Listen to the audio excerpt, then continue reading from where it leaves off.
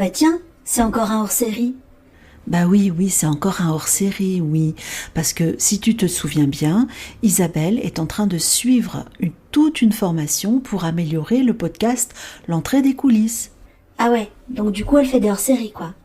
Oui, du coup elle fait des hors-séries, mais bientôt, à la rentrée, il y aura des nouveaux épisodes inédits. Mais si t'écoutes un petit peu plus loin, elle va tout expliquer. Ok, donc c'est du recyclage quoi. Oui, c'est vrai, oui, on peut dire ça comme ça. Mais c'est intéressant aussi de revenir sur ce qu'ont raconté les invités parce que tout le monde ne s'en souvient pas. Et puis, ils ont dit des choses intéressantes et ça vaut le coup de revenir dessus. Voilà. Ah ouais, ok, bon bah ok. Allez, Zou, en coulisses. C'est comme ça qu'elle dit, non? Et elle va continuer à le dire dans la nouvelle version? Allez, Zou, en coulisses? C'est lourd de faire joujou avec le son comme ça. Allez hop, Zou, on commence l'épisode. Un instituteur, une costumière, un analyste, une professeure et un avocat. C'étaient les métiers exercés par les invités déjà passés au micro de l'entrée des coulisses. Je vous retrouve donc pour un numéro hors série Regard dans le rétro pour explorer les ex-métiers des invités. Ils vont vous raconter comment ils ont basculé vers la vie d'artiste et vous allez l'entendre, certaines d'entre elles exerçaient des métiers très différents, loin de la scène et loin des projecteurs. Bonne écoute. Je vous propose de débuter par Tomislav Matozin. Tomislav est musicien, chanteur et il est actuellement à l'affiche de la tournée Goldman. Tomislav, je le connais depuis très très longtemps. On ne peut pas dire que ce soit un ami, mais c'est quelqu'un avec qui j'ai des contacts réguliers et que je suis particulièrement parce que sa carrière évolue d'une manière très très jolie, je trouve. Mais avant de faire partie de la tournée Goldman ou de plusieurs autres très beaux spectacles, Tomislav a exercé un tout autre métier. Je vous laisse écouter. Alors je sais qu'avant d'être musicien, tu avais une autre vie. Quel métier exerçais-tu, Tomislav ? Avant d'être musicien, j'étais instituteur. Je faisais de la musique depuis un moment. Et j'aimais bien, je cherchais un métier qui, à la fois, me laisse des plages de temps suffisamment longues pour pouvoir tourner, parce que je tournais pas mal. Donc c'est vrai que les vacances étaient une période propice à ce que je passe sur la route.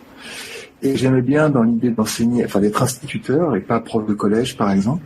J'aimais bien l'idée de transmettre dans des domaines différents, aussi bien les langues que les sciences, l'histoire. Et voilà, j'ai fait ça pendant 10 ans. Jusqu'à ce que, en fait, le métier de musicien me prenne de plus en plus de temps et que je parvienne pas à mener les deux activités de front. Et du coup, j'ai pu faire la bascule. Et voilà. Mais je garde vraiment des souvenirs, de super souvenirs de cette époque de ma vie. Et quelle trace tu gardes dans ta vie de musicien d'aujourd'hui? Quelle trace tu gardes de ta vie d'instituteur? Actuellement, je joue, j'ai créé et j'interprète un spectacle qui est tout public, qui est pour un public familial, et on fait aussi des représentations scolaires. Donc je me retrouve dans cette situation où on transmet quelque chose à un jeune public, et c'est vrai que ça, c'est quelque chose que je retrouve aujourd'hui et avec beaucoup de plaisir, c'est-à-dire l'idée de laisser quelque chose au-delà de soi-même en fait, mais d'être un passeur de quelque chose de bien plus grand que toi.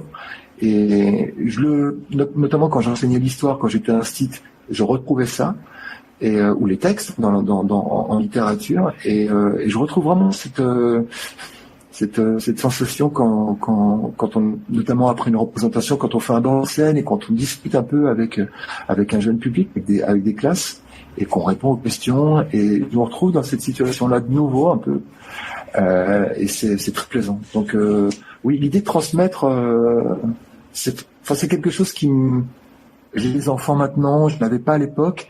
C'est quelque chose qui fait partie de mes préoccupations actuellement. Ouais. Alors, raconte-nous un petit peu comment on passe d'une vie d'instituteur à une vie de musicien professionnel. Comment ça se passe ? j'ai aménagé mon temps de travail parce que dans l'éducation nationale, j'avais cette possibilité qui était quand même très chouette. C'est-à-dire que à partir du moment où les tournées ont commencé à prendre de plus en plus de place, j'ai commencé à travailler à mi-temps. Et quand j'ai constaté que j'arrivais le lundi matin à 8h30 alors que j'étais rentré à 3h du matin de tournée, je me suis dit ah non, là je peux pas prendre en charge un groupe d'enfants dans cet état-là, c'est pas sain, c'est pas c'est pas bien. Et voilà, quand j'ai fait ce constat-là, je me suis dit que il était temps de tenter de courir ce risque qui était relativement maîtrisé. Et je me suis mis en disponibilité. Donc, c'est-à-dire que j'arrête de travailler complètement et pendant 1 an. Et à chaque fois, je pouvais le renouveler. Donc, j'ai fait ça pendant 3 ans. Et durant ces 3 ans, je suis devenu intermittent. Depuis, je le suis resté. Donc, c'est une grande chance. Et alors, il y a un petit phénomène quand on a l'éducation nationale, c'est que on peut pas, au-delà d'un certain temps, on peut pas être à la fois intermittent et à la fois en disponibilité. Il faut choisir. Donc, j'ai démissionné de l'éducation nationale, ce qui je pense, je sais pas si c'est très courant parce que j'ai été convoqué à un entretien.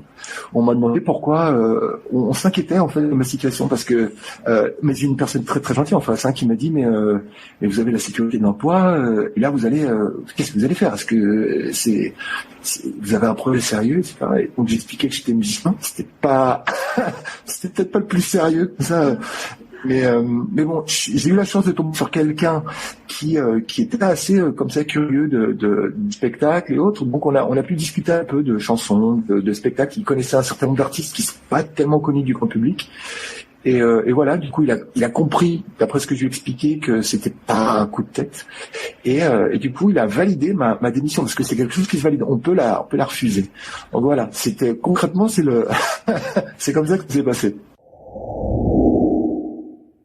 Magali Godin. Magali Godin, c'est mon amie depuis plus de 25 ans. Oui, je crois que ça fait au moins 25 ans. Magali fait partie de la troupe de théâtre La Danse des mots, la troupe que je dirige, et ici, elle va vous raconter sa première expérience en tant que costumière. Et au-delà de ça, elle va aussi vous parler de la vie des coulisses d'un théâtre. Et puis, elle va donner aussi quelques petits détails plutôt intéressants, moi j'ai trouvé, sur les costumes d'époque. Et au final, il y a une casquette de toi que l'on connaît beaucoup moins bien. C'est ta casquette de costumière. Pour voir un petit peu brièvement ton parcours et comprendre comment tu en es arrivé à toutes ces compétences de costumière, tu as fait d'abord des études d'art du spectacle, si je ne me trompe pas.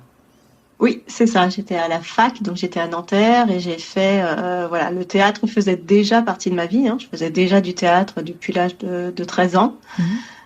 C'était déjà un univers dans lequel j'adorais évoluer et dans lequel j'aimais me promener, y compris dans la partie coulisses. Et donc j'ai fait des études en théâtre et cinéma.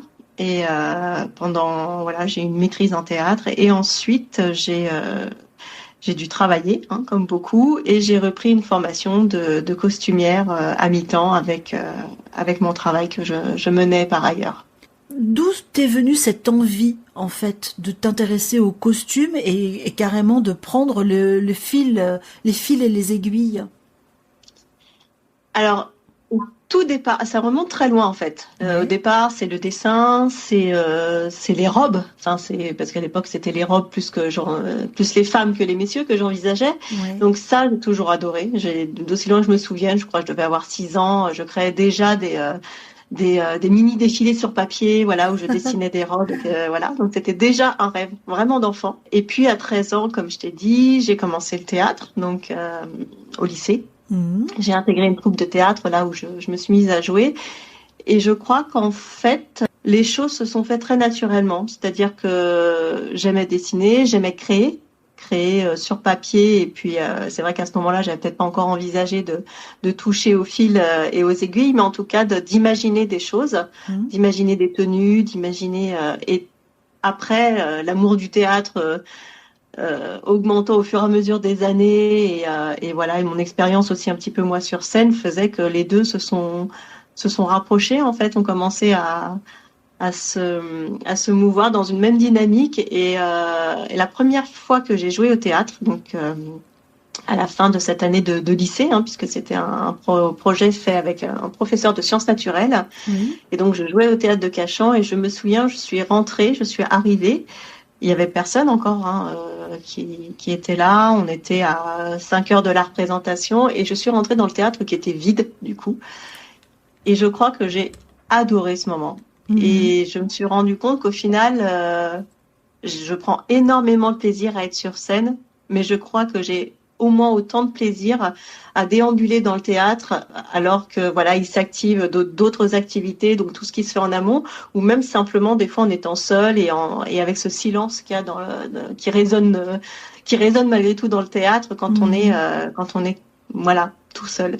Et ça, j'ai trouvé ça assez dingue en fait. Et ce côté coulisses, je te dis que ce soit dans tous ces petits travaux qui se font en amont, et qui parfois sont dans l'effervescence, et je trouve ça assez génial, ou dans ce silence qu'il y a quand on est seul dans un théâtre, et ce qui m'est arrivé, à l'époque je faisais aussi, quand j'étais étudiante costumière, je faisais aussi des costumes déjà pour le théâtre, donc c'était tard le soir, donc j'étais seule dans le théâtre, et on n'entendait que la machine, ou bien j'étais seule et je faisais de la couture à la main. Ça aussi, c'est assez magique, en fait. Et je crois que pour moi, c'était juste une façon très complète d'investir ce lieu, qu'est un théâtre, en étant à la fois au four et au moulin, on va dire, avec des énergies très différentes, des plaisirs très différents, des stress très différents. Voilà. Donc, je me suis pas dit, je sais pas, c'est quelque chose de très naturel, qui s'est fait très naturellement, et je l'ai pas réfléchi, en fait. La magie du théâtre, quand on a envie de créer aussi, c'est tout ce qu'on peut s'accorder. C'est-à-dire que l'idée, c'est de ne pas se mettre de limites. Je me souviens que c'était ce que nous disait ma prof de costume quand on démarrait un projet. Elle nous disait, pour l'instant, ne vous donnez aucune limite. Les limites arriveront d'elles-mêmes, mais pour l'instant, ne vous donnez aucune limite. Rêvez, imaginez, voilà. Et donc, on peut faire sortir des choses incroyables. Qui sont dans que ce soit dans les accessoires, les ustensiles, enfin voilà, pour moi c'est vraiment ça fait partie du rêve au théâtre, quoi. Où est-ce que tu as fait ta formation de costumière? Dans une école qui s'appelait l'ATEC, une école, c'est une association, puisque j'étais déjà on va dire adulte, puisque j'avais déjà eu ma maîtrise et puis j'avais repris le travail. Du coup, je pouvais pas me permettre financièrement de reprendre 4 ans d'études dans des écoles qui étaient chères en plus. Donc j'ai fait ça dans une école association donc qui s'appelait l'ATEC, qui n'existe plus aujourd'hui, qui était rue Didot, et qui me permettait donc d'avoir les cours le matin, et l'après-midi je travaillais donc, et le soir je faisais les costumes pour une pièce que je jouais au théâtre de Cachan. Oui, alors en fait j'ai fait cette école, j'ai fait cette formation sans vouloir forcément en faire un métier, sans me dire, parce que le statut d'intermittent, c'était un peu compliqué, je le savais. Je suis pas quelqu'un qui sait particulièrement me vendre. Enfin voilà, je l'ai pas fait forcément dans cette optique-là. Je l'ai fait parce que c'était un projet qui me tenait énormément à cœur et que j'avais envie d'aller au bout de ça. Donc je me suis lancée un peu dans cette aventure. Après, c'est vrai que on sort de l'école. Moi personnellement, j'étais pas non plus extrêmement à l'aise au départ pour aller chercher des contrats. Il fallait que je travaille aussi, et tu as beaucoup de stages non rémunérés. Donc voilà, sauf si tu as éventuellement les moyens et puis une certaine confiance en toi pour démarrer tout de suite, c'est quand même pas c'est quand même pas évident. Et donc je me suis retrouvée à la fin de cette formation pas prête, je pense, ni dans ma tête à me lancer, à me jeter dans le grand bain. Et puis, je dis financièrement, il fallait quand même que moi j'assure mes arrières, et ce qui n'était pas évident. Donc j'ai pris des commandes. Donc j'ai travaillé un petit peu pour des théâtres comme ça à droite à gauche, mais sans même pas forcément dans l'optique d'obtenir mes heures, etc. Parce que je te dis, j'étais pas dans cette configuration-là d'être intermittente du spectacle. Mais j'ai fait des commandes, voilà. Et les premières commandes que j'ai eues, au départ, ce sont des amis d'amis, enfin des amis puis des amis d'amis pour des mariages. Alors au départ, c'est parce qu'on va au mariage, et puis après, voilà. Et ça a été du bouche à oreille. Et effectivement, de fil en aiguille, je sais pas trop comment ça s'est fait, mais ça s'est fait. Des personnes qui voulaient des robes, mais des robes un peu particulière, on va dire, pour des thématiques précises. Voilà, ça tenait plus du costume que de la robe de mariée. On a commencé à faire appel à moi, puis des professionnels. Je sais même plus comment ils ont entendu parler de moi à l'époque. C'était la grande mode des wedding planners. Oui. Donc, il y a des personnes qui organisent les mariages clés en main. Et donc, j'ai des jeunes femmes là, qui faisaient ça, qui m'ont contacté. Donc là, vraiment par voie professionnelle. Et j'ai commencé à avoir des clientes, effectivement, complètement détachée de mon milieu amical. Et moi, la corsetterie, c'est simplement parce que j'adore ça et que bon, les robes de mariée, c'était une chose, mais moi, pour mon plaisir, c'est quelque chose que j'aime énormément. C'est à la fois ancien et moderne, c'est-à-dire que je l'ai appris. J'ai appris la corsetterie à l'école de costume, vraiment dans dans son histoire 17e, 18e, enfin voilà, vraiment à l'ancienne. Et en même temps, on peut le mettre au goût du jour. Il y a des choses extrêmement modernes. Donc, j'aime un petit peu ce côté intemporel. Ouais. Et puis, pour des raisons purement pratiques, c'est-à-dire que bon, quand j'avais des robes de mariée à faire, je les faisais bien évidemment, mais pour moi, et sachant que j'ai un atelier à l'espace limité, faire des choses avec des traînes et 15 mètres de tissu, c'était pas toujours évident. Ouais, et donc la corsetterie, c'est des petits gabarits en fait, c'est des petites dimensions, donc ça me permettait de travailler en étant quand même confortable, on va dire, à l'aise, voilà. Donc ça mariait plein de choses positives pour moi, hein. C'est pas pour ça que je l'ai choisi, mais en tout cas c'était aussi un atout, on va dire. Et donc oui, je me suis spécialisée en corsetterie, donc j'avais une base apprise, et puis après moi j'ai travaillé par moi-même en autodidacte, voilà, et en expérimentant des choses, et c'est quelque chose que j'aime beaucoup parce que c'est des gestes effectivement très techniques. Et puis après, il y a la partie broderie que moi j'adore. Ça permet vraiment de travailler dans la minutie. C'est aussi ça qui peut-être a fait que je ne suis pas forcément allée dans le théâtre. C'est que j'ai adoré parce que, comme je te disais tout à l'heure, ça permet plein de choses. Oui. On peut se permettre plein de folies. Mais le théâtre, c'est fait pour être vu de loin. Oui. Et que moi, j'aime beaucoup le travail en fait d'aiguille très précis, très très fin. Et voilà. Et j'avais cette espèce aussi de contradiction entre des choses que je voulais faire et me permettre un peu toutes les libertés, et en même temps cette minutie qui est pas forcément utile, on va dire, au théâtre, et qui même par moment peut la desservir, parce qu'effectivement il faut faire des choses un peu plus grossières pour être vu de loin. Enfin voilà. Ce que j'ai aimé dans les commandes que j'ai eues, c'est que j'ai vraiment fourni tout le service du début jusqu'à la fin, jusqu'à l'habillage, et ça c'était génial en fait. Il y avait vraiment le processus créatif complet. Appelez-moi François, alias Romain Lefrançois.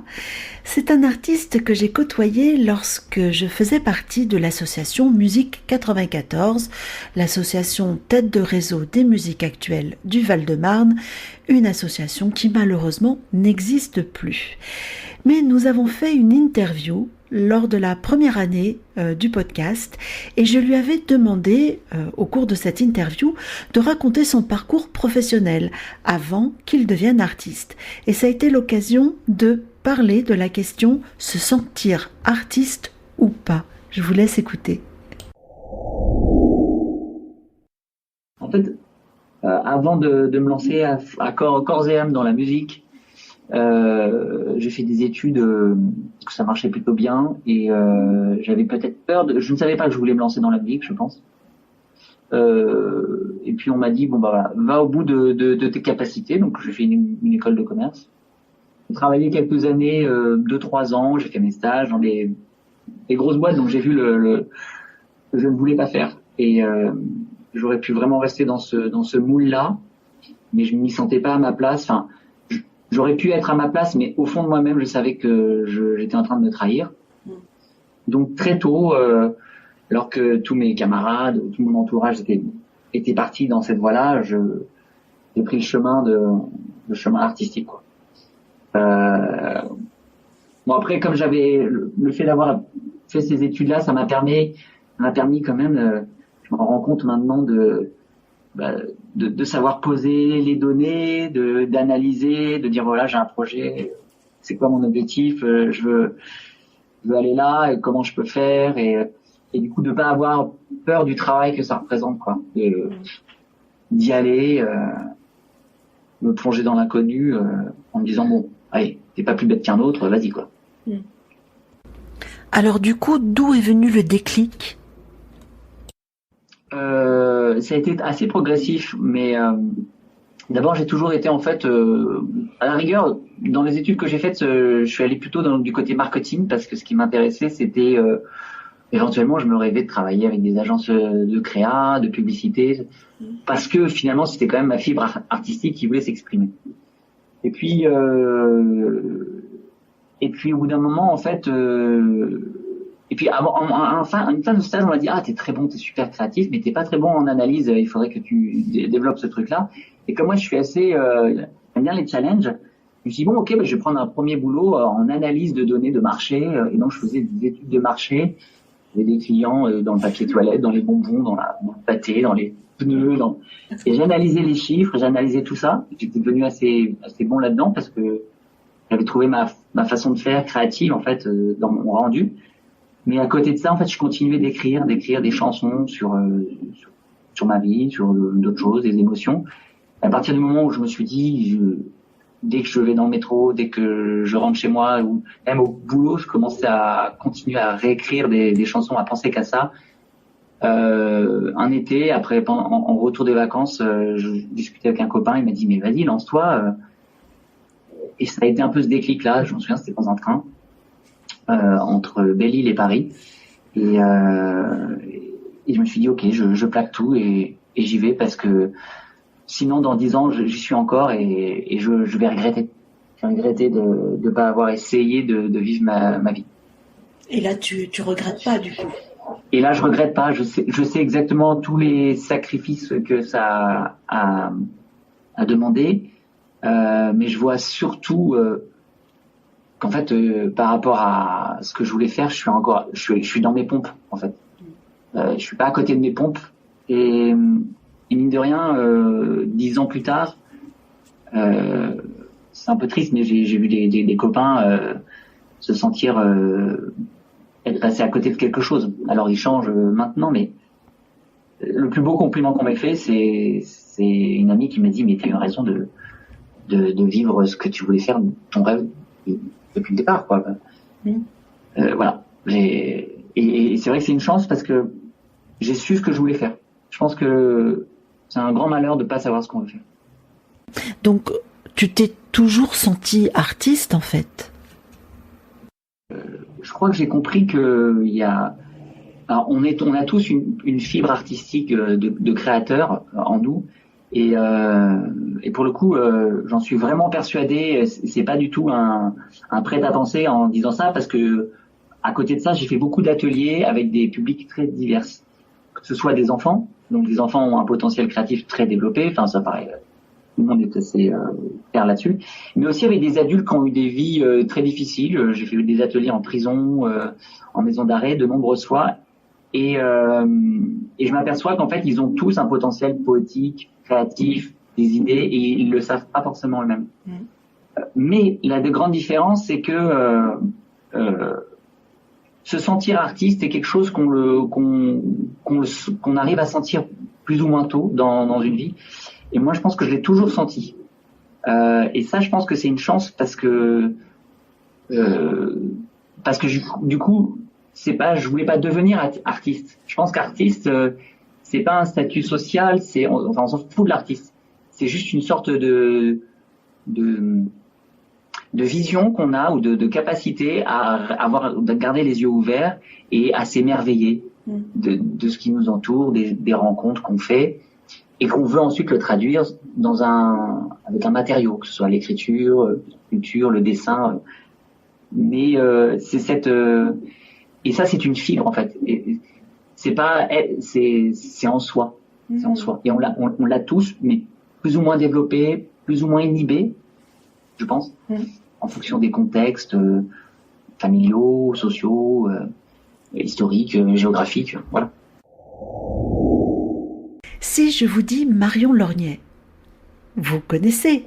Vous la connaissez si vous écoutez les épisodes de l'entrée des coulisses. C'est elle, Marion Lorgnay, qui vous propose la rubrique Tout ou presque, la rubrique historique ou pédagogique pour connaître les aspects méconnus du monde du théâtre. Et vous allez entendre que Marion a suivi un chemin professionnel assez cohérent au final. Alors d'abord, il faut savoir qu'en plus d'être passionnée de théâtre, je suis passionnée d'histoire et surtout de la petite histoire dans la grande histoire. Donc moi, ça m'intéresse dans ma pratique théâtrale déjà de savoir tous ces coulisses. Voilà, j'enseigne aussi beaucoup aux enfants le théâtre et c'est vrai que je mets un point d'honneur à faire un peu cette culture théâtrale pour leur donner via ces petits tips, ces petits secrets d'histoire, l'envie d'aller vers le théâtre. Donc on découvre pourquoi on frappe 3 coups, voilà, tout ce genre de choses dont les enfants ils adorent et les adultes aussi, en vérité on adore tout savoir. Est-ce que c'est aussi parce que ça vient d'un goût aussi personnel pour l'histoire par exemple? Oui, moi je suis passionnée d'histoire. J'ai à la base une formation d'histoire puisque j'ai fait j'ai un master d'histoire. J'ai enseigné dans l'éducation nationale l'histoire à travers ma formation professionnelle et j'ai toujours ce goût très prononcé. Donc c'est vrai. Et puis je suis une grande lectrice, une très très grande lectrice. Ouais. Donc du coup, dès qu'on lit, dès qu'on découvre des romans, on apprend plein de petites choses et on a envie de savoir encore plus. D'abord, je faisais du théâtre en amateur, voilà, dans une compagnie. Donc j'ai commencé chez les enfants, puis je suis allée au cours ado, puis au cours adulte.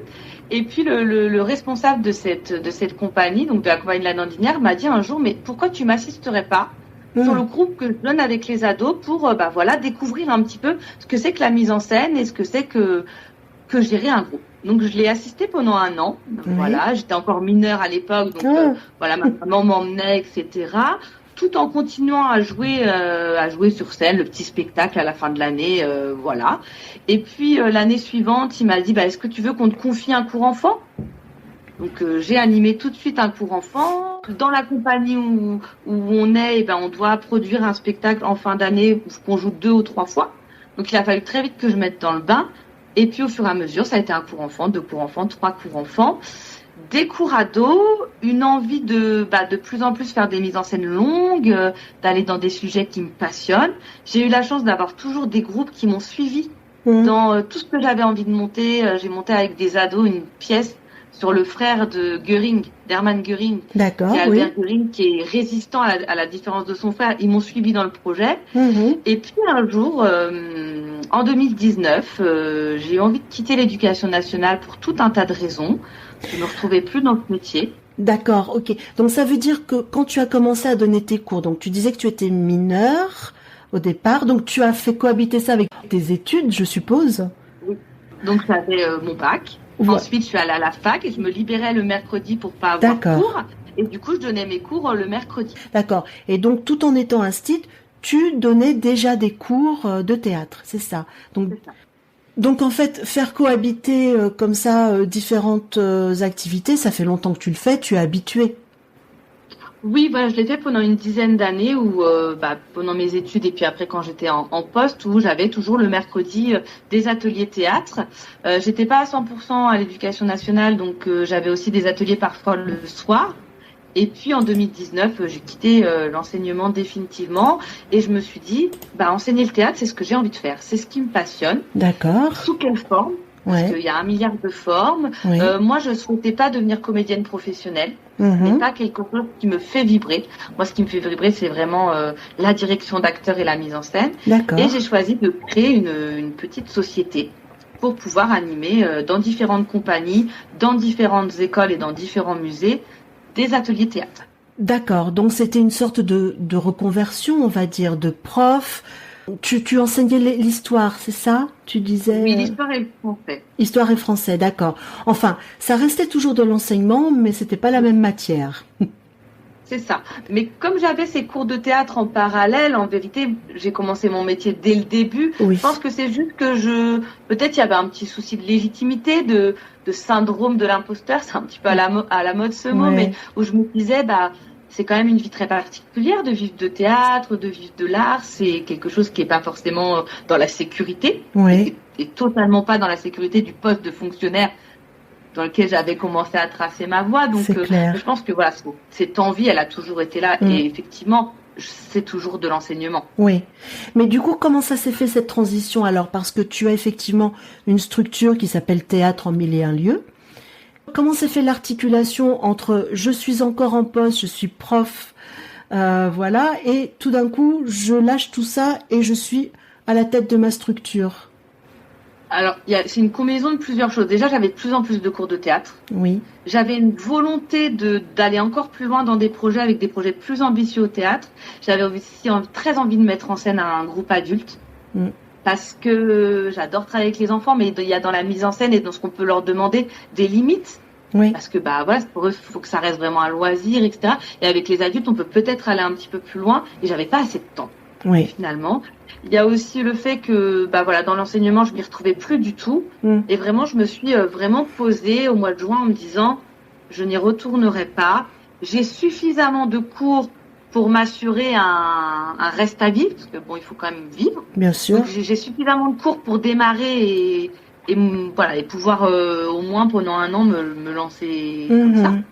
Très vite est arrivé le Covid, donc les ateliers ont été mis un petit peu en stand-by, même si moi j'ai eu la chance que tous mes élèves me suivent sur les cours en visio. Ah, c'est cool ça. J'ai vraiment eu cette chance. Alors, un peu moins de mars à juin 2020, évidemment, on n'a rien présenté comme spectacle, mais en 2021, on s'est vu en visio, on s'est organisé pour pouvoir quand même en juin 2021 présenter quelque chose. J'ai eu beaucoup de chance. Et cette période de Covid m'a permis de me dire, j'adore l'histoire, je veux enseigner le théâtre, il faut que je crée mes ateliers théâtrales thématisés pour les écoles. Et donc, j'ai créé des ateliers sur François Ier, sur Napoléon, sur des périodes historiques que je peux aller jouer dans des écoles, etc. Ok. Donc, le Covid a été un peu bénéfique quand même. Oui, finalement, ça a été source de créativité. Oui. Pour conclure cet épisode hors série Regard dans le rétro sur les ex-métiers des invités du podcast, je vous propose d'écouter Rom Tom, musicien et chanteur. À la question que je lui avais posée à l'époque lors de son interview, « Que faisais-tu avant d'être musicien ?», Rom Tom m'a donné une réponse un peu étonnante au départ, mais qui a permis de réfléchir à la question « C'est quoi être musicien ?» Et bien sûr, il vous parle de son parcours avant de basculer vers un métier artistique. Et c'est surprenant. Avant d'être musicien, j'étais dans le ventre de ma mère. Alors, on va peut-être pas remonter aussi loin. Si tu veux bien avancer un petit peu dans la chronologie. Non, c'est parce que je dis ça parce que qu'est-ce que ça veut dire qu'être musicien finalement ? En fait, je trouve que la question est intéressante. Moi, je suis assez souvent confronté à ça, c'est-à-dire que pendant des années, j'ai pas gagné un sou avec ma musique, mais je me considérais quand même comme étant musicien. Mais pour la plupart des gens, à partir du moment où on n'est pas professionnel, on peut pas le dire. Pour moi, c'est pas vraiment ça être musicien. Donc, je disais, c'était une boutade. Je disais qu'est-ce que je faisais avant ? J'étais dans le ventre de ma mère parce que pour moi, on est musicien à partir du moment où on commence à faire de la musique. Et commencer à faire de la musique, ça veut pas dire prendre des cours de musique. Ça veut dire chanter, ça veut dire taper sur un instrument à percussion, ça veut dire essayer de faire des notes sur le piano. À partir du moment où on est passionné par ça et qu'on a envie de faire quelque chose avec ça, je pense qu'on peut dire qu'on est musicien. Maintenant, je pense que la question s'adresse la question veut plutôt dire quand est-ce que j'ai décidé de faire de la musique ma vie. Je pense que c'est plutôt ça la question. Ouais. Et qu'est-ce que je faisais avant ? Alors, avant de décider que ce soit mon activité principale, j'ai eu un parcours pas tout à fait classique parce que j'ai fait des études de droit. Et je me suis pas contenté d'aller voir en droit ce qui se passait pour finalement me dire que ça ne me convenait pas, parce qu'en fait ça me convenait assez bien, les études de droit, j'ai beaucoup aimé les études de droit. Et comme je suis pas trop du genre à arrêter un truc avant de le terminer, je l'ai terminé avant de passer à autre chose, c'est-à-dire que j'ai été jusqu'à obtenir mon diplôme d'avocat. Et c'est à partir de là que j'ai décidé de faire de la musique. Je me dis, ça s'est pas fait comme ça, ça s'est pas fait en un claquement de doigts. Mais c'est après avoir obtenu mon diplôme d'avocat que disons en l'espace d'un an à peu près, je me suis considéré comme vraiment musicien. T'étais dans un droit particulier ? Alors, comme j'ai pas pratiqué le métier, c'est difficile de dire que j'étais spécialiste. Mais bon, parce que en vérité, la spécialité s'acquiert par la pratique surtout. Mais on peut quand même dire que j'avais quand même des spécialités dans mon apprentissage et dans ma formation à partir de la 3e année jusqu'à il y a 5 années de fac plus 1 an et demi d'école du barreau. J'ai quand même été beaucoup plus orienté sur le droit international. Je vais peut-être pas rentrer dans les détails ennuyeux du truc, mais en gros, ce que je faisais, ma spécialité, ce qui a été l'objet de mon mémoire et ce que j'ai pratiqué un peu en stage, c'est ce qu'on appelle le droit international des investissements, l'arbitrage international, et c'est ce qui concerne les contrats et les conflits entre les États et les multinationales. C'est-à-dire, pour donner un exemple très rapide, admettons que je sois un État pas des plus développés, j'ai besoin de construire des autoroutes ou extraire du pétrole que j'ai sur mon sol, enfin sous plutôt, mais je n'ai malheureusement pas encore les compétences techniques pour le faire, alors je vais passer un contrat avec quelqu'un qui sait le faire. C'est une multinationale, en général, qui s'occupe de ça. Et donc, il y a un contrat qui régit ça. Il y a différents niveaux juridiques, internes, internationaux, tout ça. Je ne vais pas rentrer dans les détails. Mais en gros, c'était un peu ça, ma spécialité, si on peut dire. Donc, tu jouais déjà de la musique, tu pratiquais déjà guitare Oui, j'ai toujours fait de la musique pour autant que je m'en rappelle. Maintenant, c'est pour ça d'ailleurs que tout à l'heure je disais qu'avant d'être musicien j'étais dans le ventre de ma mère. J'ai toujours fait de la musique, mais j'étais pas du genre très assidu quand même. Il faut bien le reconnaître. J'étais pas le gros bosseur, quoi. Je faisais ce qui me plaisait et comme ça me plaisait, je me rappelle que quand j'ai commencé les cours à proprement parler par le piano. Et je me rappelle que moi, ce qui m'éclatait, c'était de jouer les sonates de Mozart jazz. Alors j'appelais ça jazz, hein, c'était pauvre jazz, hein, mais bon, ce que je veux dire, c'est que au lieu de le jouer avec un rythme assez rigide que celui du classique, je le ternarisais, je le shabadaisais, si on peut dire. Voilà, et j'étais tout fier d'arriver, de montrer ça à ma prof de piano qui en retour me disait c'est bien, mais c'est pas du tout comme ça qu'il faut faire. Voilà, et moi ça m'allait pas trop ce genre de réponse. Bon, voilà, donc oui, j'ai toujours fait de la musique. Pendant toutes mes études de droit, on avait un pseudo-groupe, c'est pas vraiment un groupe, mais avec des potes où on se réunissait pour faire du jazz. Enfin, c'est comme ça qu'on disait, mais c'était vraiment, encore une fois, du pauvre jazz, mais on avait compris le principe d'improvisation des gammes, alors on s'entraînait à faire ça sur beaucoup du jazz manouche. C'était l'époque où le jazz manouche était très présent. Mais encore une fois, j'étais quand même un peu un branleur, il faut le dire. Hein. Je travaillais pas, quoi. Enfin, à part les trucs que je voulais vraiment faire. Il a fallu que je décide de faire ça de ma vie pour que ça change du tout au tout et que là, je me mette à travailler vraiment. Voilà. Tu viens d'une famille de musiciens, du coup? Parce que tu dis que tu as toujours fait de la musique, ça te vient comme ça, ou tu viens d'une famille de musiciens? Alors, c'est un peu particulier. Je pense que je viens d'une famille de médecins. Mais mon père était clarinettiste dans l'orchestre de l'hôpital Saint-Antoine.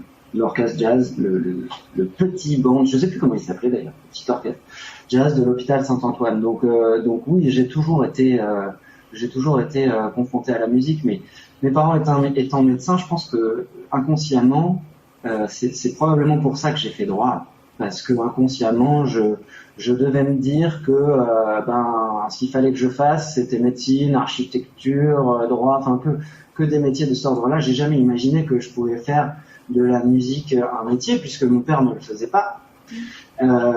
Aussi bon musicien qu'il ait pu être, d'ailleurs. C'était un hobby pour lui. Et voilà, du coup, oui, j'ai toujours été confronté à la musique, mais ça a toujours été présenté comme un hobby chez moi. Il a fallu que je rencontre d'autres gens et pour que je puisse l'envisager comme une profession, quoi.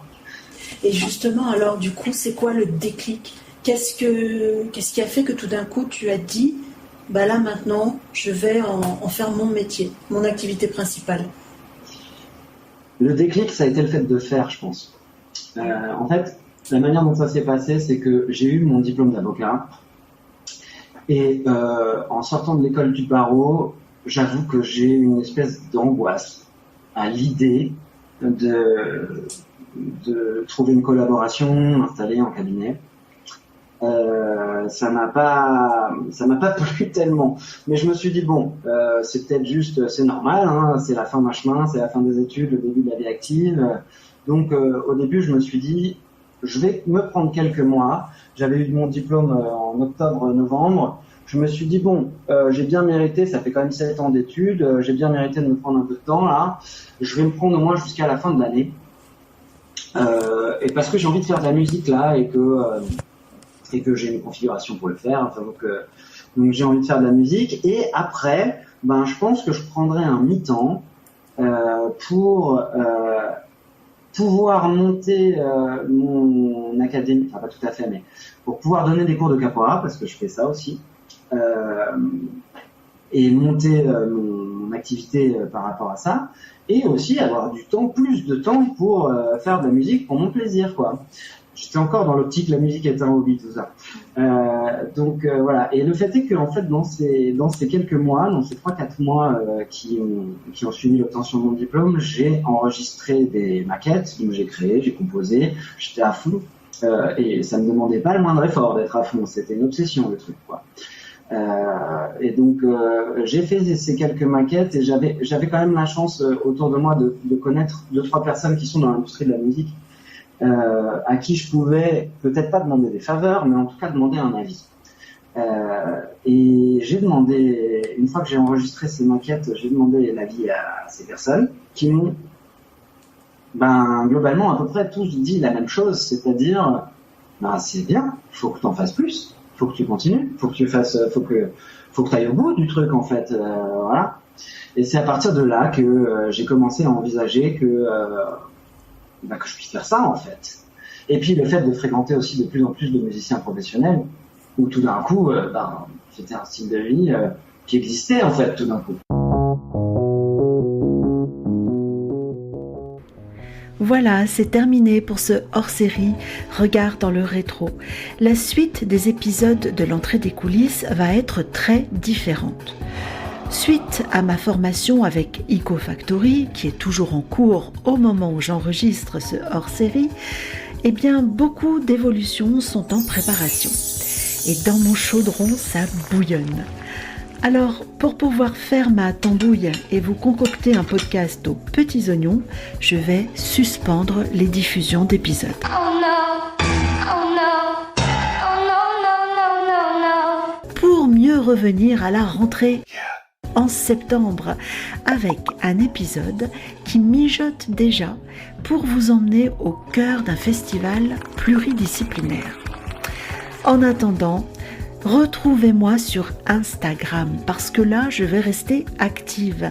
Je vais vous y proposer des extraits d'épisodes, des nouvelles, des évolutions du podcast, des ressources pour explorer les thématiques évoquées par les invités et vous partager des infos pour faire encore plus connaissance. Bref, il va se passer plein de choses sur ce compte Instagram. C'est là qu'il faut être. Le lien du compte Instagram, l'entrée des coulisses, est dans la description. Restez connectés, restez avec moi et je vous dis à très très bientôt.